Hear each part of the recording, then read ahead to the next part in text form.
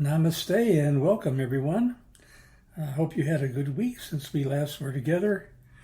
I hope that you're finding that you are, in fact, love expressing itself through all you say and do. In fact, that you are love, period. Nothing else to it. We're going today into episode 7, the chapter on Judgmental Attitude, in the book, The Eyes to See. This is a rather short chapter. We'll see if we're going to go beyond that or not by the time we get to the end, but let's start with this. As we have seen, the judgmental attitude plays an enormous role, not only in how we view ourselves, but also in how we view others, even things, and their impact on our lives. The judgmental intention portrays itself in the ways we measure and evaluate people, generally. It is learned from how someone treated us as a child, from the limitations either forced upon us or freely accepted within, from the values that have served as our example, from the myriad of images that have been thrust upon our unsuspecting eyes and hearts. We would do well to remember that we are like wet cement, all of us, just like wet cement. Whatever falls on us makes an impression of some kind. So we need not take on guilt or shame, or in some cases even responsibility, for what we find in the recesses of our shadow self. It is just there and need not be judged as good or bad, but rather used to help us become free in our loving essence once again. In this sense, we can learn to see all elements of our shadow as a gift to us, gifts that point us to our real self. In our dualistic portrayal of life, judgmental attitude and spiritual love are seemingly opposite sides of the same coin. At least that's what many say. But we can learn to see the coin of life differently. We can come to view the edge of the coin as an endless surface representing our innate essence of love, and the heads or tails of the coin as representing the dualistic way we've been led to see life, as either or, good or bad, better or worse, yes or no. Our real reality tells us that life just is, expressed as love in each moment. This ever-presentness as love is what makes each of us I am. That is, I am divine. I am the divine expression of love in each moment. The edge of the coin becomes the transcendent value of oneness, thus replacing the illusion of separation and duality. A quick story about illness. A quick story about isness, not about illness. We'll probably deal with that another time. A friend long ago told me of her ventures in an ashram in India. Her reverence and love for her teacher was obvious as she described how she and others had grown to respect the wisdom of this sacred man as they were led on the path of their own wisdom.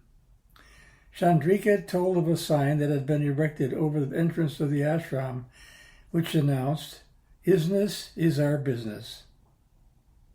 One day the teacher passed on from this life to the next, leaving the followers not only saddened but in disarray, somewhat anxious about what their future might hold. They cremated the deceased teacher as he had wished, scattered his ashes, and prayerfully settled in for what was to be a sleepless night for many. The next morning, upon returning to the ashram for direction, they found a new sign erected over the doorway, which spoke to their future, "Isness as usual." And so we are to be, isness as usual. Life is what it is, with no valence, plus or minus, attached. Unfortunately, life declares us without love if we are not vigilantly aware of its ways. The story of the prostitute Jesus saved from the stoning teaches us the difference between the judgmental attitude and the spiritually loving way. The so-called prostitute is thrust upon Jesus by the Pharisees, as yet another means to ensnare him with the religious plate of the harlot she was, or was said to be. Bound by her self-disdain, she gave herself to others, but for the sexual affirmation that she was indeed worthy of love.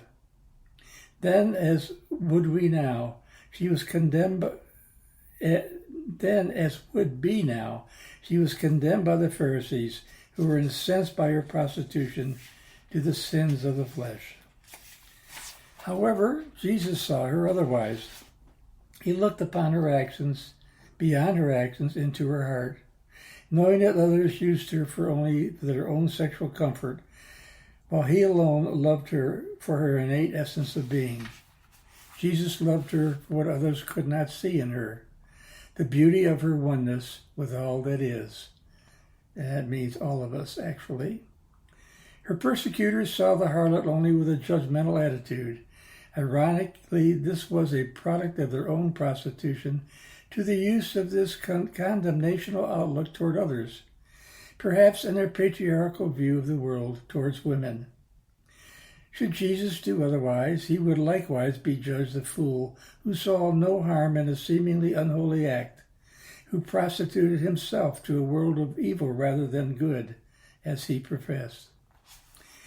Characteristically acting out of the loving spirit Jesus personified, he turned the tables on the Pharisees, declaring that anyone who was free from sin should cast the first stone, casting judgment against her. Jesus then began writing a list of their sins on the earth beneath his feet, symbolizing that we all carry our sins with us as the elements of clay we are. One by one, the Pharisees left, embarrassed and humiliated by their own shortcomings. The rabbi, the master teacher, Jesus, had shown once again that it is the loving heart, not the judgmental mind, from which we must give to the world, from which we must see all else in relatedness. In another sense, for the feminine gender, this story could well portray the image of the patriarch condemning the feminine as inferior for whatever reasons they have. If seen for what it really is, the prostitution thus becomes not that of the harlot, but of the Pharisees for visiting their view of inferiority upon another. Condemnation comes out of the judgmental attitude, which separates us from our companions on this planet. When we are at last free from the judgmental attitude and all its manifestations, we are also freed from the language of gender and other biases and prejudices, and come to love one another beyond all of our surface differences and our common essence of being. While this story openly and literally speaks of the judgmental nature, it also speaks on another level to chastity and prostitution. Supposedly, the harlot prostituted herself to something other than the full commitment to her innate representation of love. Chastity is most often thought of as keeping oneself sexually chaste, but chastity can also be the undivided love for the truth of our being, where nothing, absolutely nothing at all, has a higher priority than love for the loving way, than loving in true love's image. It can also mean living true to what we are in all cases and all matters. Being holy Jim or Janet or whatever may be the true test of our having lived with integrity. Yet many times we find ourselves prostituting our commitments and actions to most everything else first, to the workings of any of the false gods of pride, collections of money and other material goods, unhealthy forms of power, phony relationships, illicit affairs, physical and mental abuse, self-hate, egocentricity, keeping up with the Joneses, title and position, role-playing, and the worrying of other masks, fear, and on and on and on. Yes, we've been told that God judges us for our seeming fascination with prostitution of all kinds. However, authentic forgiveness deals not with our acts at all. When dealing from the foundation of love, We know that beneath all the claptrap of daily life, soul and love are synonymous, the same, the oneness of the essence that is divine. Thus, it's not only the woman who prostitutes herself that is freed, but man who prostitutes himself no less frequently, only differently. They too must be freed. In this infinite wisdom and patience, true love demonstrated knows that by whatever means necessary, by trudging through one form of prostitution to another and still another, we are afforded continual reminders of our oneness as entities of love. We come yet closer and closer in our realization of being one, until one day we give ourselves to our oneness, surrendering completely to the love we are, our divine essence. In our divinity, forgiveness is rendered unnecessary, because all are divine. No matter how we have come in this life to define encounters as disturbing, frustrating, or even illegitimate, each step of the journey that is us is but a remembering, a cause for growth, a striding deeper and deeper for our infinite divine essence. Why then do we think forgiveness is necessary? If we take a moment to reflect from the heart, we will know that in the journey of the beloved, just as there is no need for hope where anxiety does not exist, there is no need for forgiveness where judgment does not exist. Each creates the need for the other in its state of polarity. If we can see beyond a given act to the beloved heart of the actor, then no judgment need be applied, and forgiveness becomes unnecessary. We need not give forgiveness in this transcendent way of knowing the heart of another. We need but give love's understanding. And the very same applies to ourselves when we be judgmental toward ourselves. In the application of understanding, we return to unity both within and between us and any other person. When we are not in remembrance, however, we use forgiveness as our way to peace. A bumper sticker I recently saw says it most plainly: love is for giving. Love is for giving. Not love is for giving, love is for giving. If, however, you believe in forgiveness, as most do, I suspect, you may find this helpful.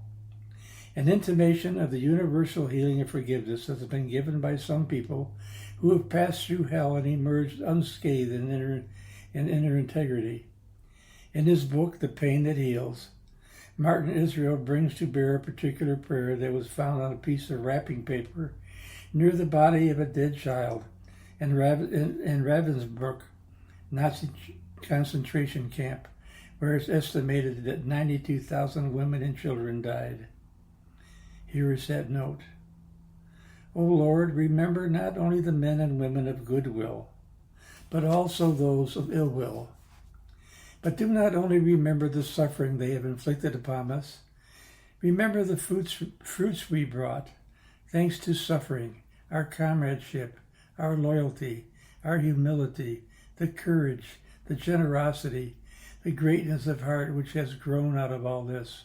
And when they come to judgment, let all the fruits that have been born be their forgiveness. In this unbearably moving testament of forgiveness, we can glimpse the inner meaning of the doctrine of atonement, discerned as at-one-ment, and weigh our own measure of forgiveness. However you see forgiveness, each step is as necessary to our growth as any other, and as such is sacred. Because each learned experience is sacred, it is not to be judged, but loved as part of our holy journey, our holy grail.